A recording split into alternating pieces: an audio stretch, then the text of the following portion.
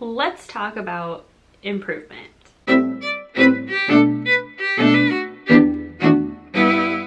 So recently I created an illustration and then immediately realized I'd created the exact same illustration several times over the last several years.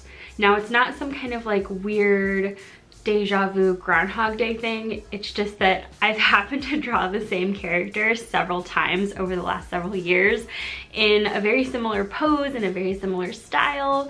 And over the years, I've really gotten to see my improvements with each of these illustrations. Okay, so let me explain a little bit more. I've drawn Wonder Woman 3 times in the last 4 years. Once in 2015, once in 2017, and then this year in 2019.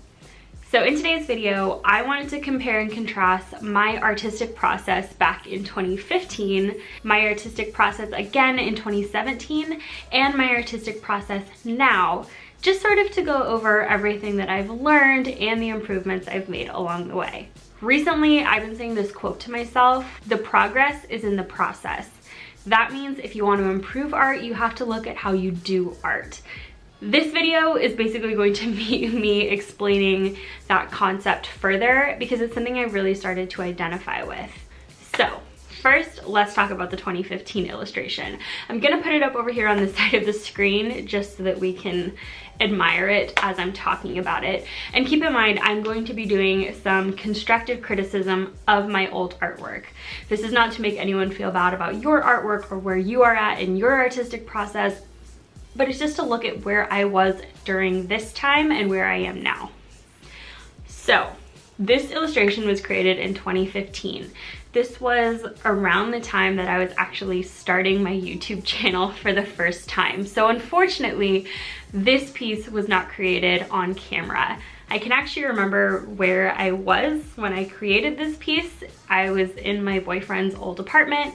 I was just drawing in a really old, not very good quality sketchbook, and I just had a few Copic markers with me to add some color to this illustration. I likely used some reference for this illustration, but using reference was definitely something I was very stubborn about. I was very resistant to using references, and I really only used it if I needed to look something up. For this, it was likely more to get her costume and her hairstyle right, but I likely just took a quick glance at it and then did my own thing with it anyway, so I wasn't really using reference the way that it was intended to be used. The other thing is I did this illustration relatively quickly. Like I said, it was just in a sketchbook, so it wasn't like I sat down to create something amazing, but I had this habit at the time of doing my sketches and my finished pieces on the same piece of paper. So I often had ghost lines and lines where I was erasing and the paper got really beat up, and you could tell that I was just kind of rushing to get to the coloring part, which was my favorite part of art at this time. So I wasn't really spending a lot of time planning out my pose and the details and the composition. I was just trying to get the sketch done so that I could move forward to the coloring part, because that's what was most fun to me at the time. Now, I want to be perfectly clear. I don't think that this 2015 illustration is bad. I think that the anatomy is definitely off and the pose is stiff and the coloring itself isn't really all that interesting. I didn't do a lot of dynamic shading and there's nothing going on in the background. Okay, I literally have no idea how I neglected to mention how awkward that star looks in the background. But let's not even talk about it. I think it says enough just looking at it. So it looks kind of boring just to have this character floating in empty space. That being said, I think it's a nice tribute to the traditional Wonder Woman, and I think that it was fun and it's bright and it's eye-catching. Is it my best work? No. Is it even good work for what I was capable of at the time? Not really. If I look at some of my other artwork from 2015, I don't think this is necessarily something I would show the world that I would have been proud of at the time. But I really did love female superheroes and I would draw them a lot, so I'm not surprised that I chose Wonder Woman. And little did I know it would become sort of an accidental redraw series over the next couple of years. Moving on to 2017, I created this illustration right before the Wonder Woman movie came out. I was well into my YouTube days at this point, so I do have this on video, and I will be showing some clips from that video on the screen next to me, but the link to the actual video will be in the description bar down below, just in case you feel like going back and watching a 2-year-old video. I don't know how you want to spend your day, but go ahead and do what you want. Here's the thing about the 2017 illustration. I was feeling a lot more confident about my art at this point. I was really into doing backgrounds, and I was just starting to get more comfortable creating environments for my characters to exist in. So I was also really into sunsets for some reason, and I think I was getting a little bit better at coloring, so my blending was a little bit more confident, and for some reason I really liked just turning 20 colors into a beautiful smooth gradient, which is how I got this background. I definitely used a lot of reference for the 2017 illustration, specifically for the costume.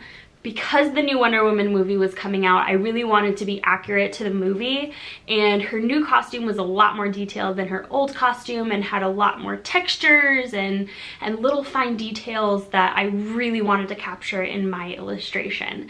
So I used reference for the costume at the expense of not using reference for the pose or the background or really anything else. I was too hyper-focused on the details in the costume that a lot of other things got overlooked. Particularly, the pose is super cardboard stiff. It's a boring pose, it's not particularly interesting. Her facial expression doesn't really match the pose, not to mention she has like no chin, and so her features on her face just look kind of scrunched up and a little bit off. And for some reason, the other half of her leg has just disappeared and nobody knows where it is. Are we concerned? Maybe we should be. Anyway, not to make too much fun of myself back in 2017, but I think I was too hyper-focused on the wrong elements of this illustration. By being too caught up in making all of the cool details sparkle and look metallic and really cool, the pose kind of fell flat and the rest of the piece kind of went with it. So maybe I nailed certain parts of the costume for this piece, but it's really hard to focus on that when the anatomy feels so out of place. The last thing that I'll say about this piece is I feel like I needed more shading. Everything is really in the mid-tone realm in this piece, and it's kind of hard to know what to look at when your eye first goes to the finished piece. Like, the background is super bright and there's a lot of warm tones, so her torso kind of gets a little bit lost in this piece. Not to mention, I just don't think I was really confident shading with other colors, and so my ability to layer and really build depth was particularly lacking in this piece. One thing that I will say I think I improved on in 2017 compared to 2015 is my paper choice. I was using a much better paper for this illustration, and it was much more suited for the level of blending that I was doing, and I was really able to layer and build colors quite a bit in 2017. I was definitely out of my phase of using sketchbook paper to create final illustrations. I also think by 2017 I was predominantly doing my sketches on a separate piece of paper than my final illustrations in general, so I likely had a sketch beforehand that then became this finished illustration once I transferred it onto a different piece of paper. So go me, if you're still creating finished artwork on really poor quality paper, I would urge you to try not to do that, maybe. Just a thought. Now fast forward to 2019. I created this illustration originally because one of my coworkers really likes Wonder Woman and it was her birthday this month. So I was kind of recruited to paint this for her, which I was happy to do, obviously. That's kind of one of the perks of being an artist. You never have to go shopping for people's birthdays. You just like, wham bam, thank you ma'am, here's a piece of art. It's kind of nice sometimes, I'm not gonna lie. But I created this illustration, and one thing that's different here, I used watercolor for this illustration. Watercolor is something I've used throughout my artistic journey, but it's something I'm a lot more confident using now compared to, say, 2015. I was also working bigger here. This illustration is on a piece of 11 by 15 watercolor paper. Kind of a weird dimension size, I know, but also high quality paper, so that's a plus. But I think the whole point here is that I'm not afraid to work bigger. Now I'm much more confident filling up the space on a large page. The next biggest thing is your girl used reference. Not for the costume, for the pose.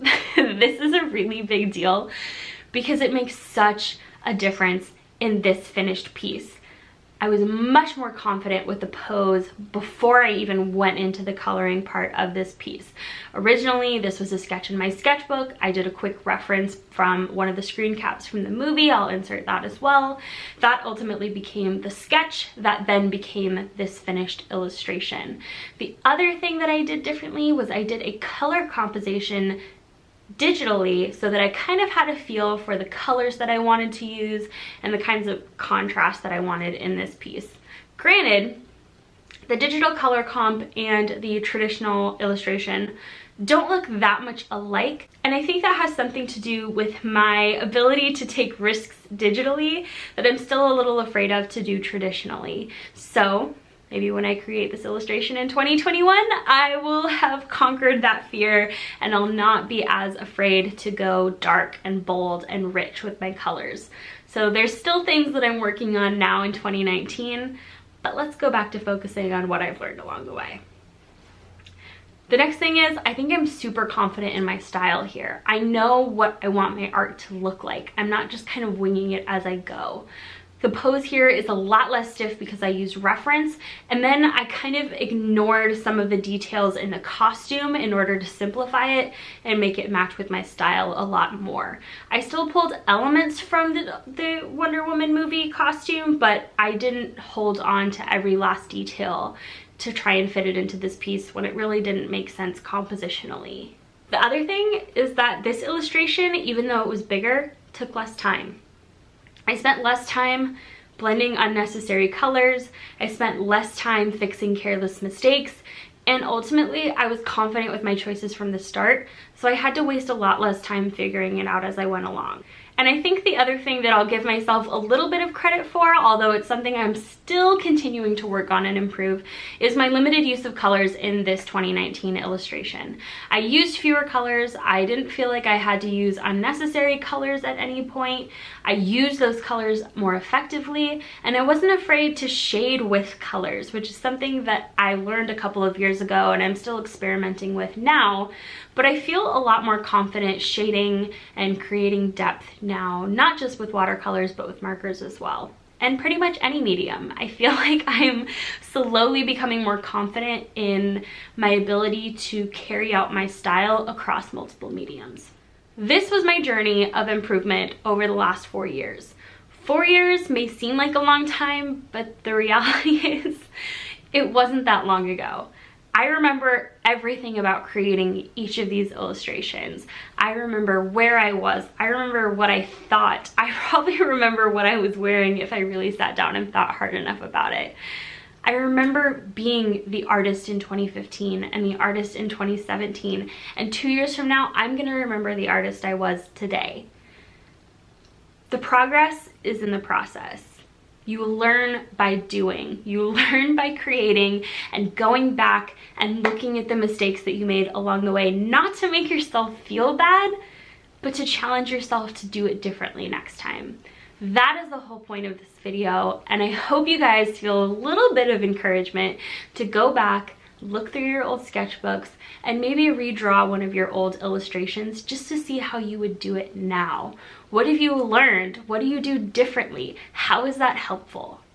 Then maybe you can make your own video about improvement and share your knowledge with all of us. I know I would probably greatly appreciate that, and I'm sure many people who have watched this video will appreciate it too. Thank you guys so much for watching and hearing me out about my journey with improvement. This was not meant to be a redraw series, but I think now it is officially a redraw series, and I will be drawing Wonder Woman again in the next couple of years just to see where I am. So I hope you guys like this. Quick shout out to my Patreon members. You guys are awesome and I love you. If you would still like to get this month's physical rewards over on Patreon, you can get this exclusive print and sticker sheet set by going to the link in the description bar down below. And a thank you to all of the people who use the hashtag ArtsyFartsy tag over on Twitter and Instagram. You guys are amazing and my internet family, and I love you so much. So Check out these awesome artists in the description bar down below. And until next time, guys, I will see you on the internet. Bye.